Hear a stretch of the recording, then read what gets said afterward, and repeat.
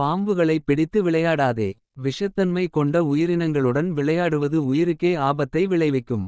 அதைப்போல தீய குணம் கொண்டவர்களுடனும் பகை உணர்வு கொண்டவர்களுடனும் பழகுவதையும் அவர்களை நம்புவதையும் தவிர்க்க வேண்டும். அத்தகையோருடன் உறவு வைத்துக் கொள்வது பாம்புடன் விளையாடுவதற்குச் சமம். அது நமக்கு எப்போது வேண்டுமானாலும் தீங்கிழைக்கலாம். ஒரு கிராமத்தில் தனபாலன் என்ற வியாபாரி வாழ்ந்து வந்தார். அவர் மிகவும் உழைத்து செல்வம் சேர்த்தாலும் பேராசை குணம் கொண்டவர். ஒருமுறை அவர் வெளிநாட்டுக்கு பொருள்கள் வாங்கச் சென்றபோது அங்கே ஒரு பாம்பாட்டி விஷ பாம்புகளை ஆட்டுவிப்பவர் வித்தைகள் செய்வதை பார்த்தார். தனபாலனுக்கு ஒரு விபரீதமான யோசனை தோன்றியது. இந்த விஷ பாம்பை எப்படியாவது வாங்கிக் கொண்டு நமது ஊருக்கு போக வேண்டும். இதன் பயத்தை பயன்படுத்தி பலரையும் மிரட்டி சீக்கிரம் பணம் சம்பாதிக்கலாம் என்று எண்ணினார். விலை கொடுத்து அந்த பாம்பாட்டியை சம்மதிக்க வைத்து விஷ பாம்பை ஒரு கூடைக்குள் அடைத்து தன் ஊருக்கு கொண்டு வந்தார். அவருடைய நண்பர்கள், தன்பாலா, அது விஷ பாம்பு. உனக்கு அதன் பழக்கம் தெரியாது. உனது உயிரோடு விளையாடாதே.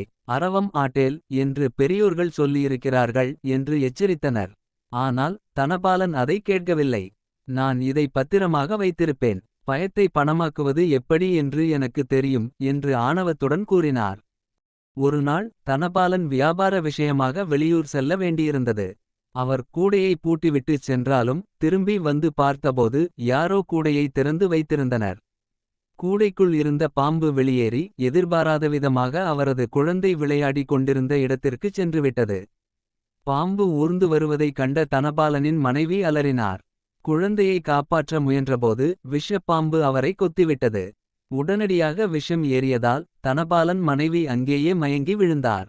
ஊரார் விரைந்து வந்து மருத்துவரை அழைத்தனர். துரதிர்ஷ்டவசமாக தனபாலன் மனைவியை காப்பாற்ற முடியவில்லை. வேண்டாம் என்று சொல்லியும் விஷ பாம்புடன் விளையாடினாய். உன் பேராசைதான் உன் வாழ்க்கையையே அழித்தது என்று மக்கள் வருந்தினர். தனது உயிரைவிட மேலானவர்கள் மீது அந்த பாம்பு விஷத்தை கக்கியதால் தனபாலன் மிகவும் துயரடைந்தார்.